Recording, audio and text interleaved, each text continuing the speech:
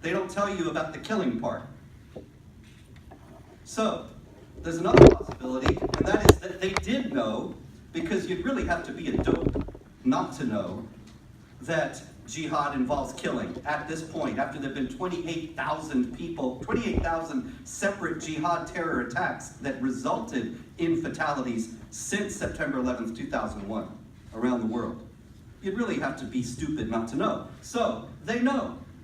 But they also know that it's official Obama administration policy not to say jihad, not to say Islam, not to give the impression that there is any terror threat emanating from Muslims at all.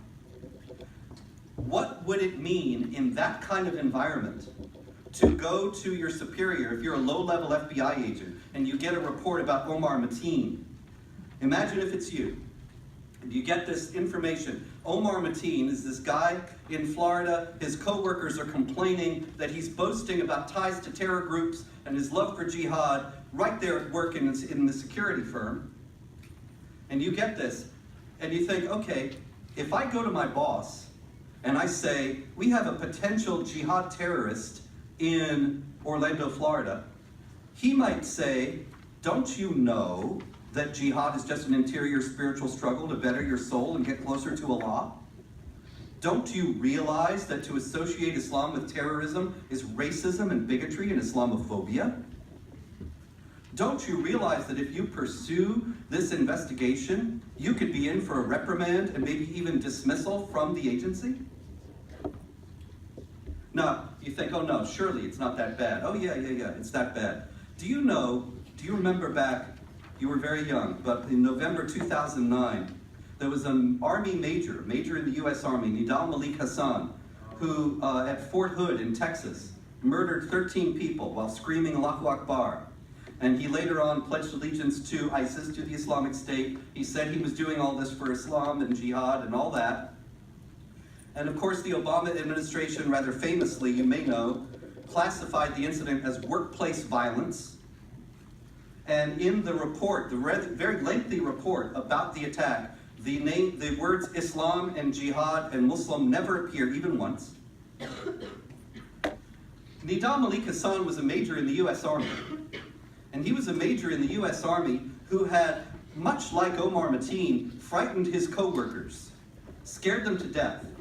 And he scared them to death when he gave a presentation. He was an Army psychiatrist. And apparently the way it works is they have this thing called grand rounds where each one of the Army psychiatrists in turn gives a presentation to all the other ones about some new developments in the field of psychiatry.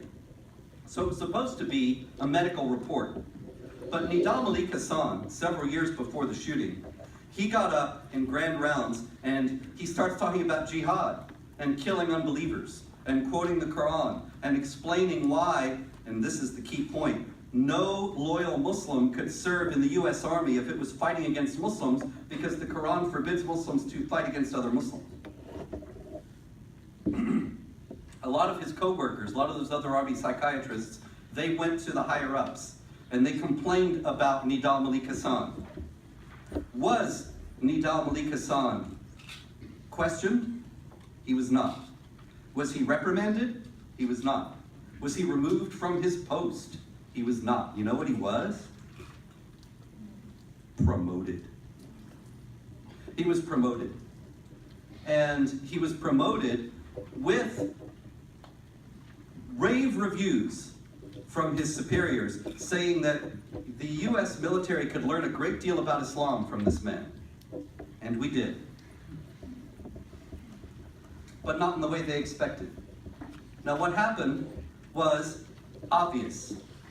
Right now, anybody who speaks out about these issues, anybody who sticks his neck out and says, wait a minute, there is a problem within Islam itself, as Donald Trump has done recently, well, actually all through his campaign, they immediately get tarred, get smeared, defamed, mocked, ridiculed, derided as racists, bigots, Islamophobes, hate mongers, and so on. So, the upshot of that is, if those people who promoted Nidal Malik Hassan had instead not promoted him, if they had instead removed him from his post, if they had said, this guy is saying dangerous and seditious things about killing Americans, what would have happened? You would have seen it on CNN. You would have read about it in the New York Times and the Washington Post. You know what you would have read about? You would not have read about a jihadi in the US military who was caught. You would have read about Islamophobia in the US military and how terrible it was that a pious Muslim who was an army military officer was being reprimanded just for professing his religion. And isn't it terrible that there was all this Islamophobia in the military and we have to do something about it? And probably what would have been done about it was that the superiors of Nidam al-Qassam would have been fired and disgraced and had their names dragged through the mud in the press. And they saw all that coming because they were not stupid. And so they opted to hope for the best and to sweep it all under the rug. And 13 people were killed. Boston Marathon, 2013. 3 people killed, several hundred wounded with pressure cooker bombs set by Dzhokhar and Tamerlan Tsarnaev, who were immigrants from Russia, Dagestan actually, and who had set off the bombs, as Dzhokhar said, in defense of Islam. And do you know that Russian intelligence had actually alerted the FBI to these guys before they set off their bombs at the Boston Marathon? They told the FBI that Tamerlan Tsarnaev, the older brother, had joined jihad groups in Dagestan.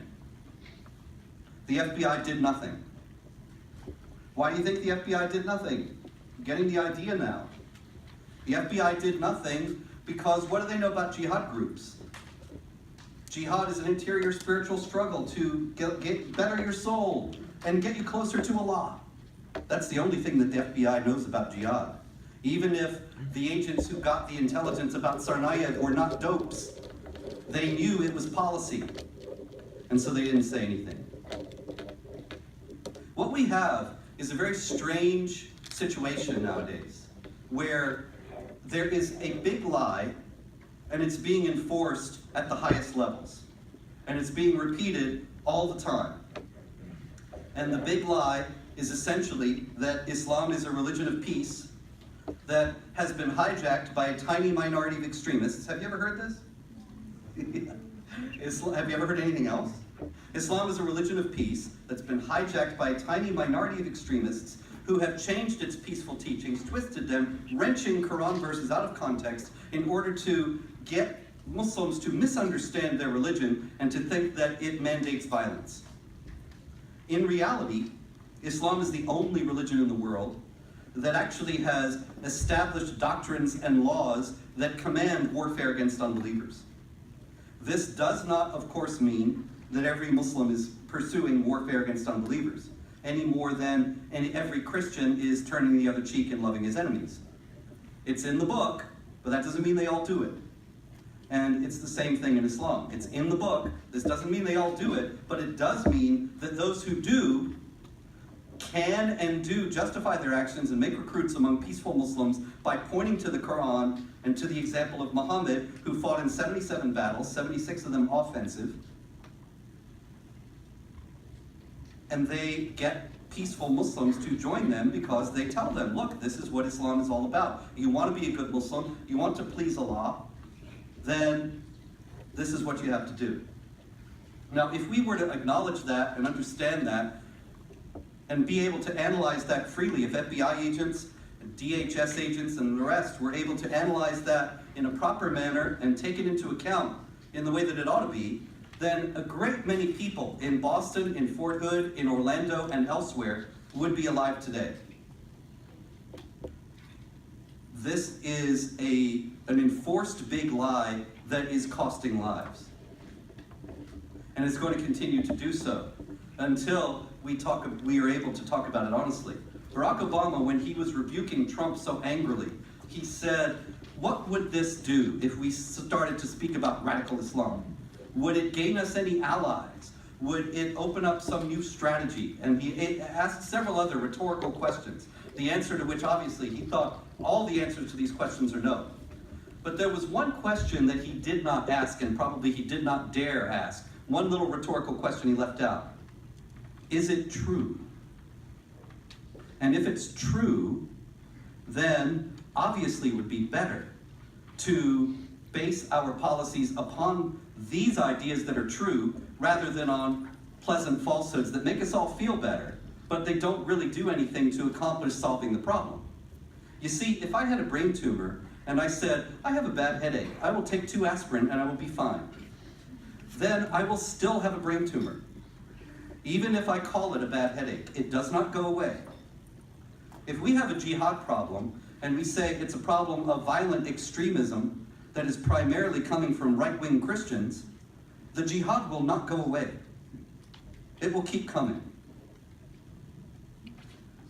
The lies are incredible at this point, with the President of the United States not only lying to the American people, but castigating those who tell the truth about the problem as making it worse. And one of the things that Obama said that Trump was making things worse, he said, we're just validating these people if we call them Islamic, because they're not Islamic, they're not Muslim, even though we know Omar Mateen said, I'm doing this because I'm a Muslim, I'm doing this because I believe in ISIS and Abu Bakr al-Baghdadi and all these things. Anyway, he said, we'll validate them. Now let me ask you this. Think about it. President Obama is, by his own word, a Christian. So he's not a Muslim. This is what he says. And he is trying to tell us that if he says that ISIS is Islamic, that it will validate ISIS and Al-Qaeda. If he says that there's a jihad threat, an Islamic threat, that it will validate Al-Qaeda and ISIS's claims to be Islamic. Now, do you think that Muslims are looking to a non-Muslim political leader to tell them what's Islamic and what isn't? Do you think that there is some young Muslim out there right now, like Omar Mateen, and he's reading the Quran, and it's saying, kill them wherever you find them, and so on. And he's reading all that. When you meet the unbelievers, strike their necks, behead them. And he's reading all this, and then he turns on the TV, and he sees Barack Obama say, ISIS is not Islamic. And he says, oh, Obama says ISIS is not Islamic. I was going to join them, but now I won't. You think that's likely? No. If you are a Christian, do you look to Muslim political leaders to tell you what's Christianity and what isn't? It's the same thing. If the Ayatollah Khamenei, the supreme leader of Iran, were to tell you that your church was not really all that Christian, would you pay any attention? It's the same thing.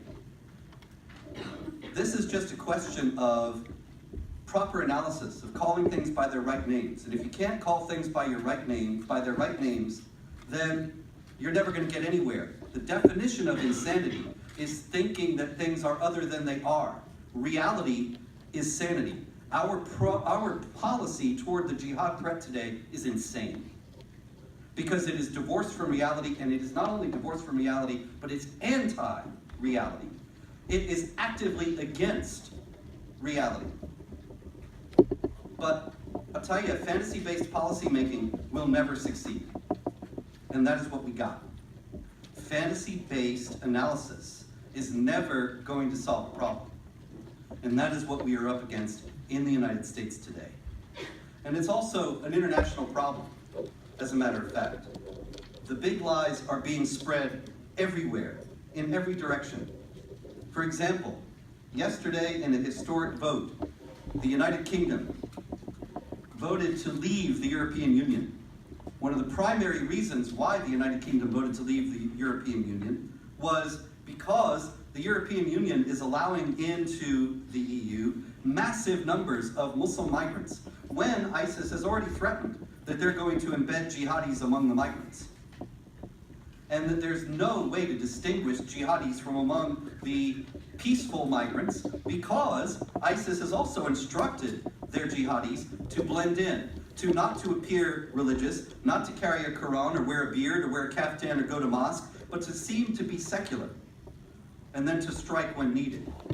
Two of the attackers who killed 130 people for Islam and jihad in Paris last November were refugees who had just come into Europe through Greece in October.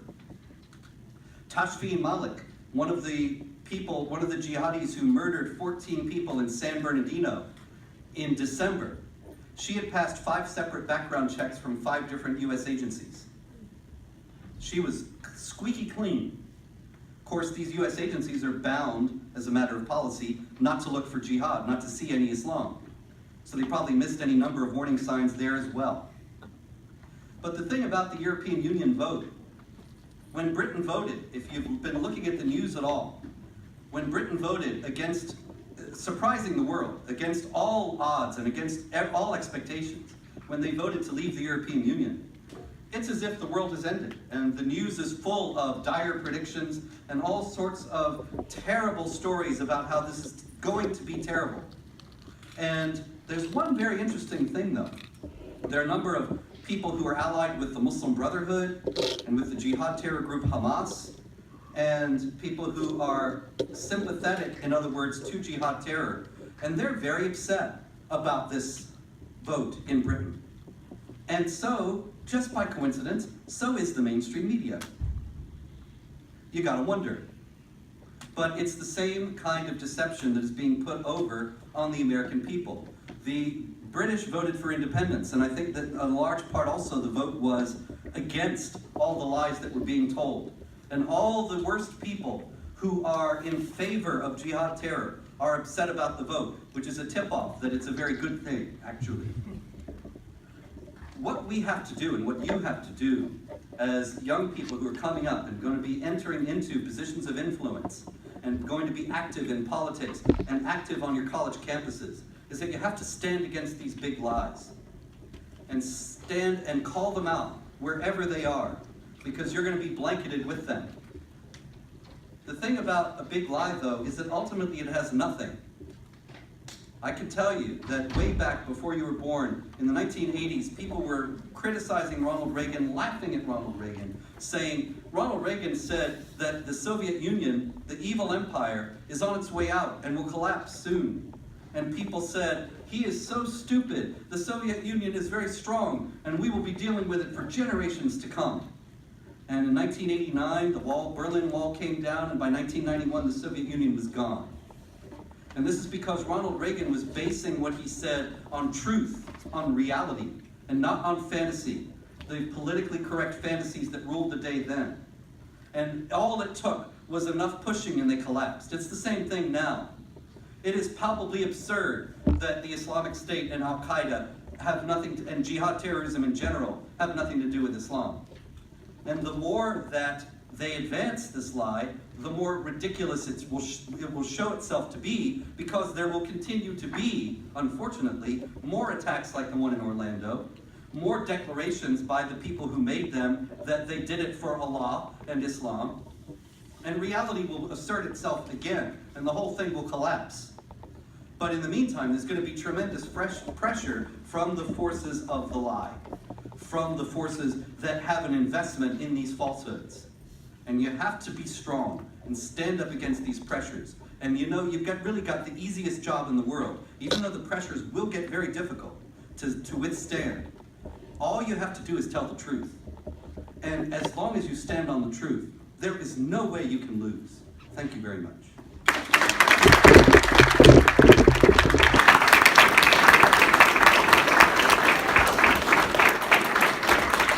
So you have questions, comments, death fatwas? Please mention your school name. Hi, I'm Parker White from Carmel High School. And in Surah 9:111, in the Quran, it states that the only guaranteed way to get to heaven is to die in the cause of jihad. So how do we fight a religion that makes killing a guaranteed pathway to heaven? How do we get the truth out to our peers and to our teachers? And it's an excellent question. Actually, yeah, Quran 9:111, it says that paradise is guaranteed to those who kill and are killed for Allah. It's the justification for suicide bombing. You see that in the Quran, in chapter 21, verse 47, it says that if your good deeds outweigh your bad deeds on Allah's big scales, then you'll go to paradise. But if your bad deeds outweigh your good deeds, you'll go to hell. Now see, that's the kind of thing that can drive people crazy. Because do you know how many good deeds you've done and how many bad deeds? Do you know how much each one weighs? So you really got no idea, and you're living in fear all your life. But there's one guarantee, and that's 9/11. Paradise is guaranteed to those who kill and are killed for Allah.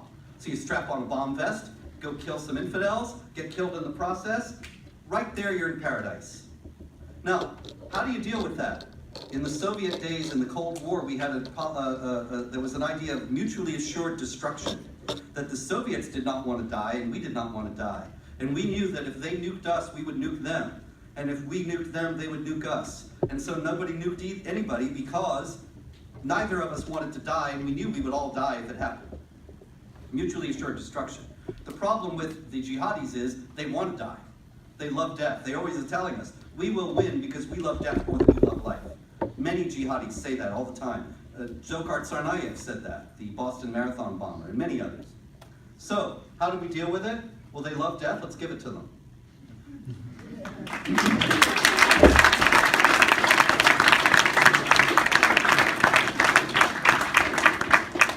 I don't believe ultimately that they will win because they love death more than we love life.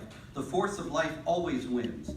You put concrete over grass, and the blades of grass will poke up and break the concrete. We've all seen that. Life always wins. And so there's no way we can lose this. But we have to take it to them.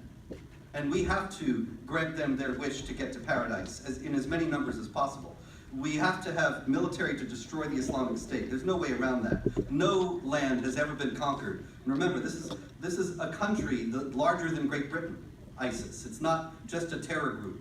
They rule a territory. And no territory has ever been conquered by air troops, air forces alone, by bombings. You have to have ground troops go in. And it can be done and should be done without repeating the mistakes of the first Iraq expedition and the second Iraq expedition, but that's another story. The fact is, we have to not only overwhelm them militarily, which we can still do, but we have to confront them culturally and societally. The same ideas that are taught by ISIS are taught in American mosques. They don't have some different brand of Islam here. It's the same Islam everywhere. And so 80% of American mosques have been shown in 4 separate and independent surveys to be teaching hatred of Jews and Christians and the need ultimately to replace the Constitution with Islamic law. 80% of US mosques. Nothing is being done. Right after the Boston Marathon bombing, the FBI director, Robert Mueller at the time, was questioned about had he investigated the Islamic Society of Boston, where the bombers went? And he admitted that he hadn't, even though there are 4 other jihad terrorists who've been there, who used to go there regularly. They never had gone there except for outreach to reassure the Muslims that they were not Islamophobic. There was nothing about, what are you exactly teaching here? The Orlando jihadi was a regular member of the Islamic Center of Fort Pierce in Florida. What's being taught there? The first American suicide bomber went there, who blew himself up in Syria in 2014. So that's 2 jihad killers who have come from the same mosque. Why isn't it being investigated? So we need to investigate, we need to call upon Muslim groups in the United States to institute honest, transparent, inspectable programs that teach against the understanding of Islam offered by Al-Qaeda and ISIS. We have to enforce our own laws, one law for all people. If you are teaching sedition, if you are teaching that Islamic law has to replace the Constitution, that is sedition. It ought to be prosecuted. If we were to do just those few things and several others, we need to reconfigure our international alliances. And NATO is still set to fight the Cold War. Trump said this, I've been saying this for years, that we need to realize that states like Pakistan and Turkey are not on our side and not working for our interests, but India and others that face the same jihad are. And Vladimir Putin asked Obama to join with him in a coalition against jihadis. Obama refused. Why? Putin, you may not like Putin. Great. Stalin was a lot worse than Putin. And we allied with Stalin to fight Hitler. So why can't we ally with Putin to fight the jihadis?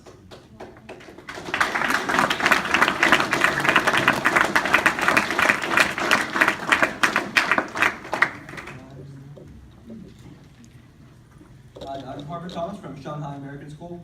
So I was wondering, what do you perceive as the end game of the struggle on terror? How is it possible to accommodate a religion of billions of Muslims? And do you believe that peace is possible for the long term? Or is this an eternal war that we're destined to keep struggling in forever? Yes, this is an eternal war that we're destined to keep struggling forever. As long as there are people who believe that Allah dictated this book, and that it's the perfect and eternal book, valid for all time, and that Muhammad is the prophet, then there will be among them, not all of them here again, but among them there will be people who believe that it is their divine responsibility to kill us, or to subjugate us under their rule. And so, the only thing we can do, we cannot solve this problem, but we can contain it. We can manage it. And that is, as I was just saying, we can insist that in America, the Islam that is taught does not teach these things, and that these things, if they are taught, will be prosecuted. And that the foreign policy is dedicated to encouraging resistance to this wherever possible. Imagine this. Islam teaches discrimination against women, discrimination against gays, discrimination against non-Muslims.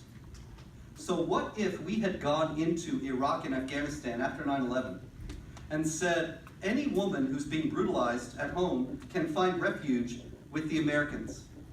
Any non-Muslim, any gay person, anybody else who is oppressed under Islamic law can find refuge with us because we are upholding principles of human rights and equality of rights for all people before the law.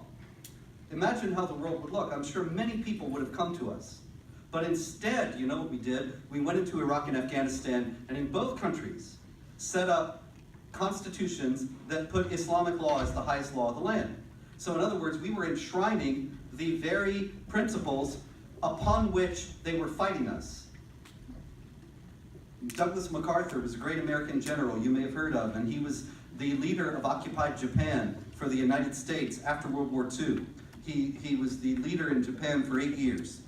And he mandated that Shintoism, which was the militaristic philosophy that had fueled Japanese imperialism, would have no place in the government or in the schools after World War II.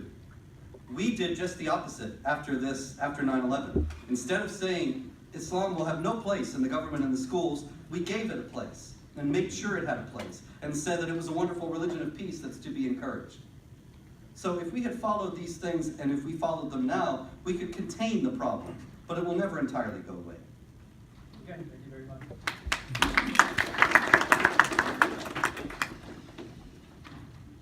Hi, I'm Daniela Spadini. I'm from Marysville Charter Academy for the Arts. For the last few years, actually, I've kind of discerned my career path, and I did determine that I feel it's my duty and destiny to fight against terrorism, I guess I thought I was going to end up at some type of federal agency with the government, but after hearing what you said and reading what you've written in your books, I'm actually quite terrified.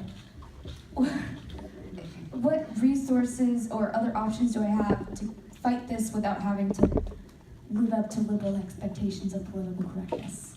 That's always a struggle, and I encourage you to go into, if that's what you think you should do, to go ahead and go into the government, and you can be a force for good there.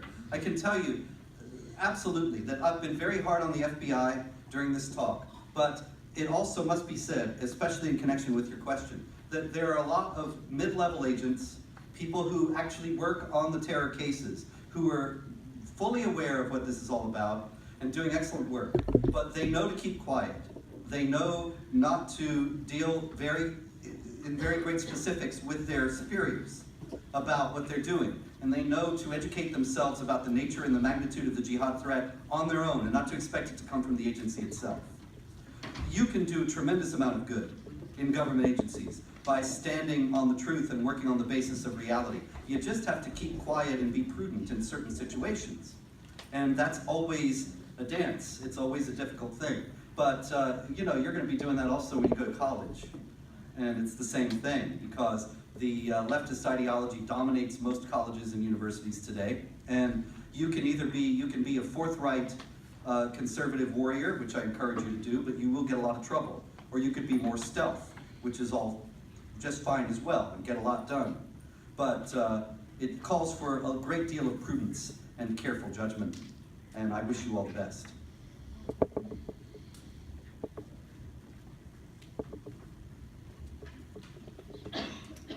Hi, Spencer Chan, Riverwolf High School.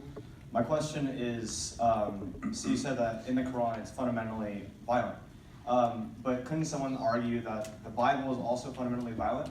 What would your refutation to that be?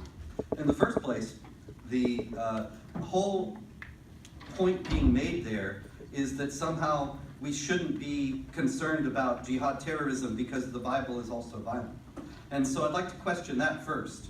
That maybe the Bible is the most violent book in the world. Maybe it's just a terrible book seething with hatred and rage. But that actually doesn't tell us a thing about the Quran, because it's a different book. And there have been 28,000 murderous jihad attacks around the world since 9/11. That has to be dealt with. And whatever the Bible says, that has to be dealt with. You see? So in the first place, people who say that to you, they're just trying to confuse you and deflect your attention away from the reality of jihad terror. There's more. Also, when I say that there have been 28,000 murderous jihad attacks around the world since 9/11, how many murderous terror attacks have there been by Jews and Christians who pointed to the Bible to justify their actions since 9/11? Zero. Now, why is it 28,000 on the one hand and zero on the other? Because actually the violence in the Bible is there, but it's very different from the violence in the Quran.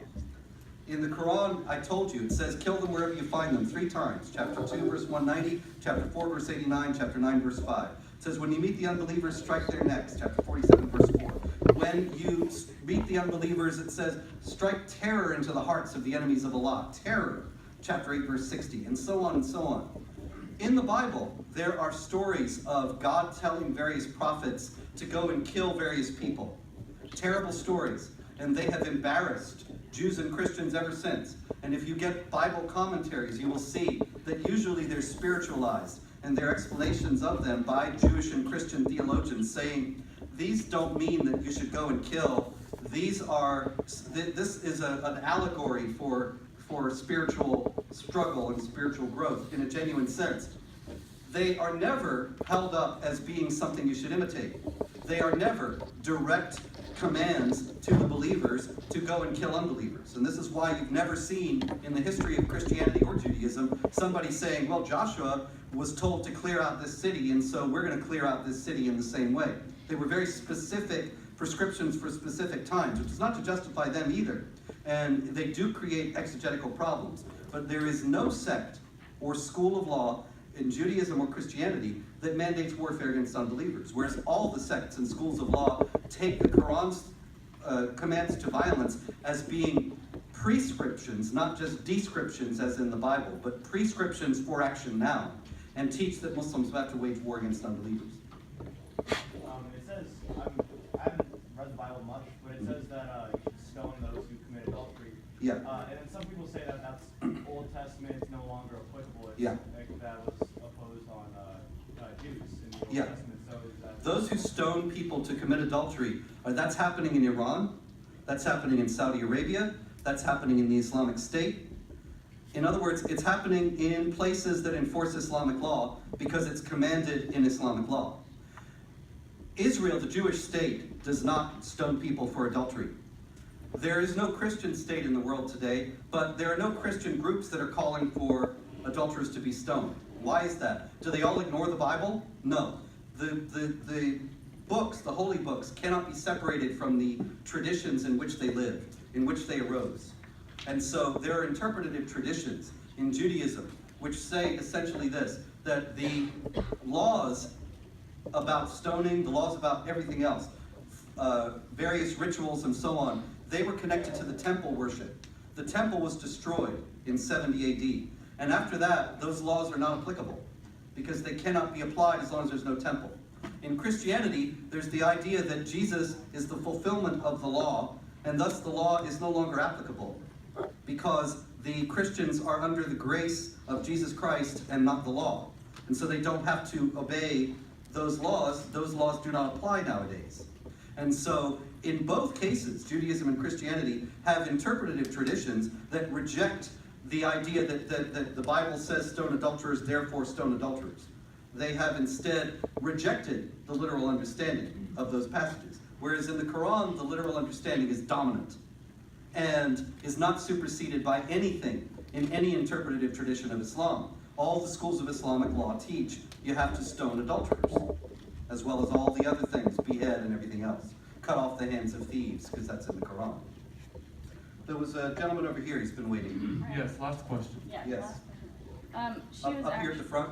okay. I mean, I don't mean to slight anyone, but I know he was waiting a long time. Yeah. Can we do 2 more? Yeah, of course. Okay, great. Hi, I'm Mary Elliott Adderholt. I'm from Yorktown High School. How can those Muslims who aren't extreme, who don't want to kill people, help us combat those who do?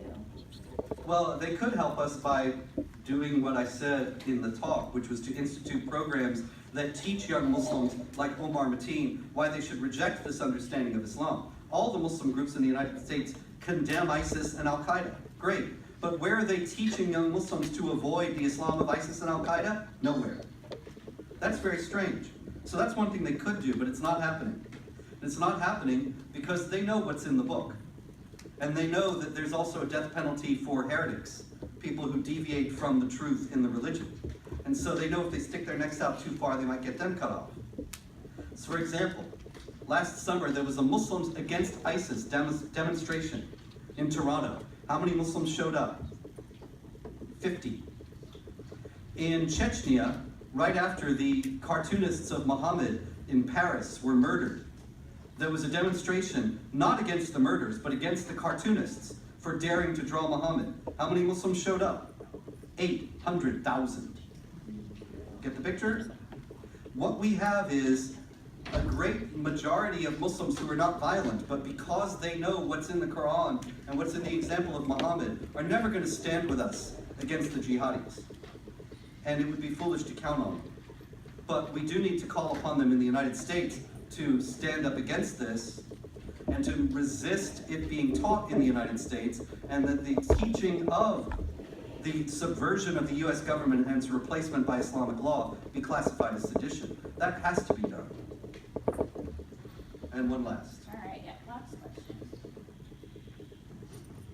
Hi, I'm Michael Hunt, Golden Valley. My question is, you mentioned how radical Islam is present, but I was wondering, do you consider the division between the Shia and the Sunni Muslims, that's been going on a very long time, and do you consider that relevant in the terrorism situation going on today? The Sunni-Shia division has indeed been going on since practically the beginning of Islam. And yeah, it is relevant. There are various kinds of relevance. The Islamic Republic of Iran, which I'm sure you've heard of, is Shiite, and they're the only big Shiite country in the world. Most Muslims are Sunnis, 85 to 90% of Muslims worldwide. But the Islamic Republic of Iran routinely has its people chanting death to America, death to Israel, and of course they have made it clear. As a matter of fact, if you'll pardon the advertisement, I have a new book coming out in just a couple weeks called The Complete Infidel's Guide to Iran. And in it you will see, it will be available at any self-respecting bookstore. Run, don't walk. But anyway, the Islamic Republic of Iran has made it very clear that they want to destroy the United States. And you might think, well, of course, they're nothing compared to our military might. They'll never be able to destroy the United States, but they'll be able to kill a lot of people trying. And the Sunnis also want to kill a lot of people and destroy the United States. Unfortunately, they have the same goals. Even though the Sunnis and the Shia hate each other, this is actually something that came up with Orlando too, with the FBI director yet again showing how clueless he is. He said, we didn't think that Omar Mateen was a live threat because he said he supported Hezbollah and Al-Qaeda both. And you see, Hezbollah is Shiite and Al-Qaeda is Sunni. And so the director of the FBI was thinking, well, see, he doesn't even know that Sunnis and Shia hate each other, so he can't support both. Now, I was just amazed when I saw that and thought, you know, how clueless can these people get? Islamic Republic of Iran funds Hamas, which is Sunni, even though they're Shiite. There's an old Arabic proverb which translates, my brother against my brother, but both of us against our cousin. The Sunnis and the Shia hate each other, but they hate us more, and are happy to ally in order to kill us. So this is a good place to end, that once again, the proper understanding of the belief system of the enemy is an essential prerequisite to defeating that enemy. And unless and until we restore that understanding in the highest levels of government, we are not going to win this. So that's your job to make sure it happens. Thank you.